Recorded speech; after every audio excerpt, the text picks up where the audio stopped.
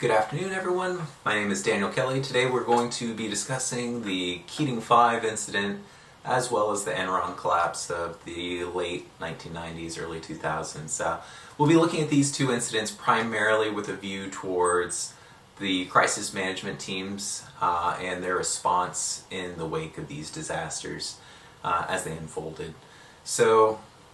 let's start initially by discussing the Keating 5 incident, which primarily centers upon the Lincoln Savings and Loan Institution, which,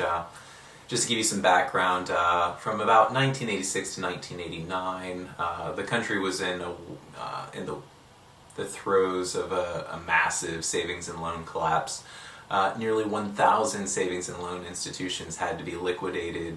from about, like I said again, 1986 to 1989. So what makes the Lincoln Savings and Loan collapse a little bit more unique is the fact that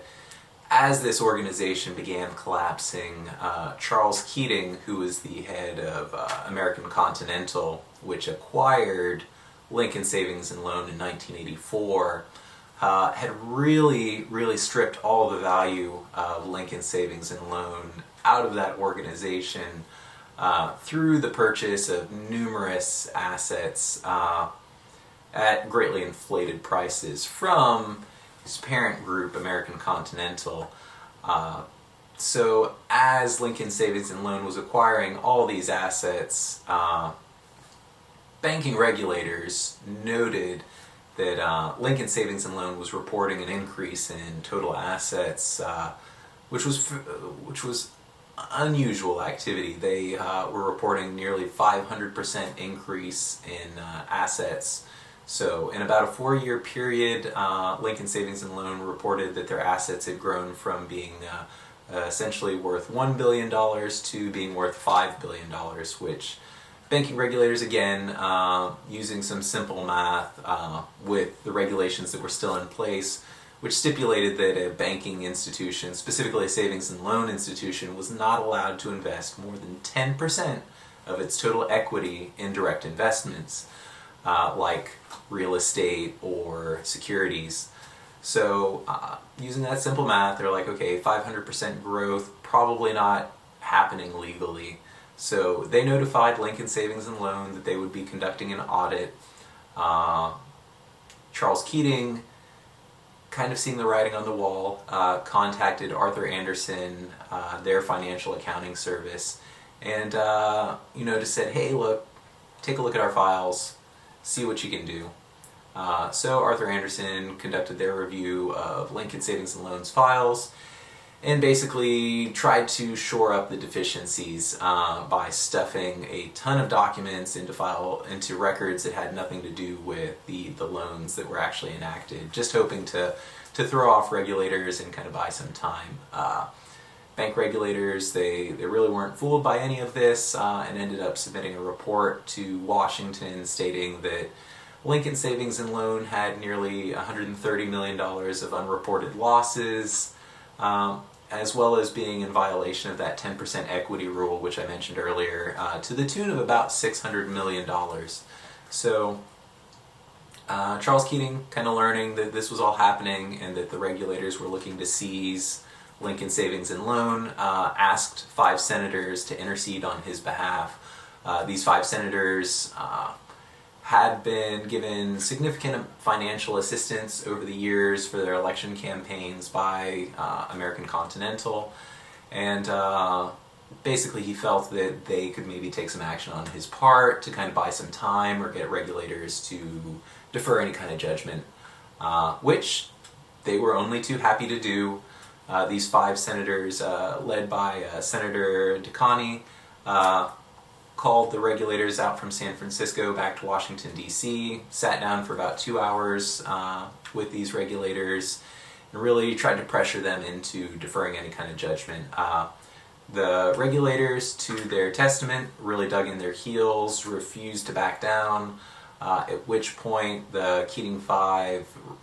contacted the bank board chairman and asked them to find a different team of regulators to conduct a new investigation into Lincoln Savings and Loan, with the justification that it seemed like these San Francisco regulators were hostile towards Lincoln Savings and Loan. The request was granted, which bought Lincoln Savings and Loan essentially another year and a half of operations, because the new Washington office, which investigated Lincoln Savings and Loan, ended up making the same exact recommendations, that, Lincoln Savings and Loan was behaving illegally and needed to be liquidated essentially at this point, because their finances had just gone so far south. And basically that was the end of Lincoln Savings and Loan. In the wake of this collapse, though, it was just a media firestorm as the public learned that taxpayers were going to need to shell out essentially $3 billion to kind of cover all the losses that Lincoln Savings and Loan had made. It was one of the costliest financial collapses of a financial institution in history. And really, if we look at it from a crisis management perspective, we see that Lincoln Savings and Loan, Charles Keating in particular here, really implemented no crisis management mitigation efforts whatsoever. Early on, back in 1984, when Lincoln Savings and Loan was initially acquired, they fired all of the senior management personnel at Lincoln Savings and Loan. So really, the kind of personnel who needed to be in place to make risk decisions with regards to investments were no longer there.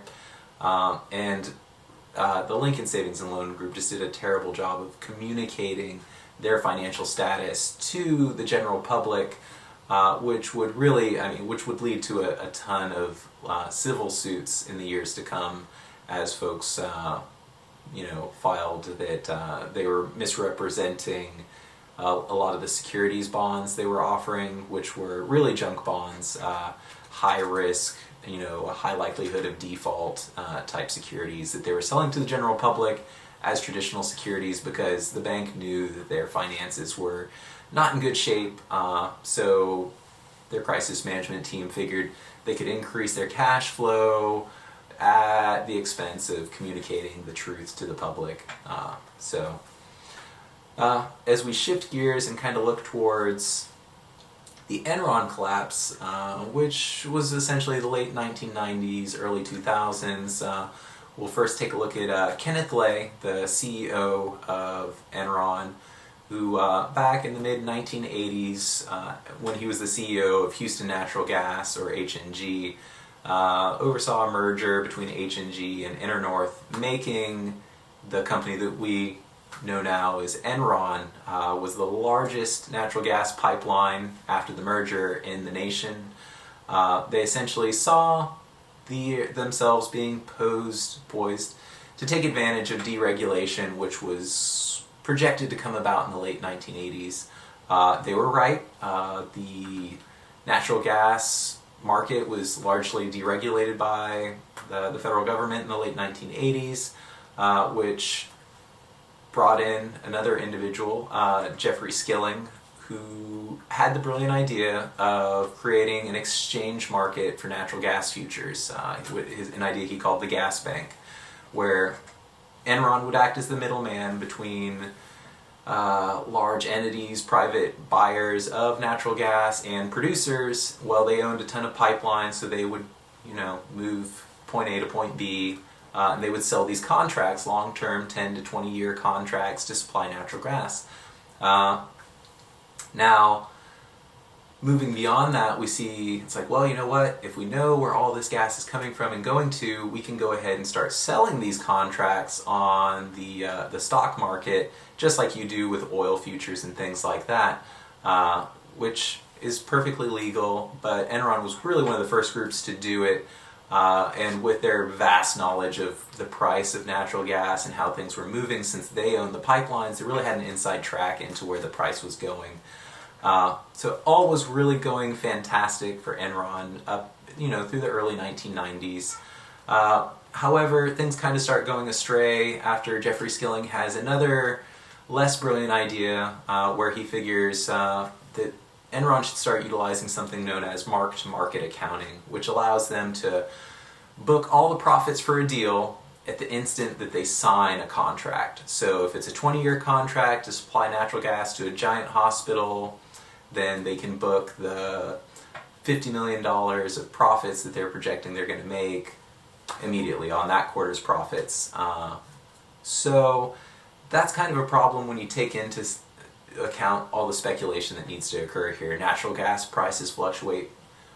wildly from year to year, and most natural gas contracts are about 20-year contracts, so you're really having to do a lot of guesswork as to where the price is going to be, which Enron, as time would go on, would start to make wilder and wilder speculations to their benefit, just basically saying, hey, the profits are going to be at X, and we'll worry about it when it actually comes time to pay the piper on that one. So mark-to-market accounting is really where they start kind of sliding down a slippery slope, particularly when they get into Enron broadband, which is a market where they figured, hey, we've done it with natural gas, we'll do it with broadband as well. Enron spent nearly $1 billion on developing the infrastructure for Enron broadband. They even came into a contract, famously with Blockbuster Video, where they were going to start doing video on demand. They were way ahead of the curve on this, but immediately after the announcement, Enron booked $150 million in profits on the contract, which hadn't made a single dollar yet, and only a month later, Blockbuster pulled out of the deal, none of which was ever reported on their losses statements. But through their process of mark-to-market accounting, they booked that $100 million in profits, and they never, however, so this is where we start running into trouble, they never booked any of their losses, which is required for mark-to-market accounting, which, again, Enron had permission to utilize. They had requested permission from the Securities and Exchange Commission, and they had received it. But, again, they kept making these really wild speculations, utilizing this dubious accounting method, and never really took the time to go and ask the questions, especially their crisis management team, which Enron had a fairly robust internal risk assessment team known as the RAC, the RAC, who in theory had to approve every deal that Enron made from a risk assessment perspective, and they were supposed to be able to cancel out any deal that was too risky. But essentially, it was a paper tiger with really wasn't able to stop any deals. It was really just something there for regulators to look at and for investors to look at to give them that warm fuzzy that, hey, yeah, we're doing things well. So from the perspective of crisis management, Enron did a great job of building a team of talented individuals who really could look at the riskiness of business decisions, but they failed in really giving them any authority. They weren't able to stop these deals from going through due to just really greed with a lot of the senior management personnel at Enron. Additionally, there was a really, really large lack of communication between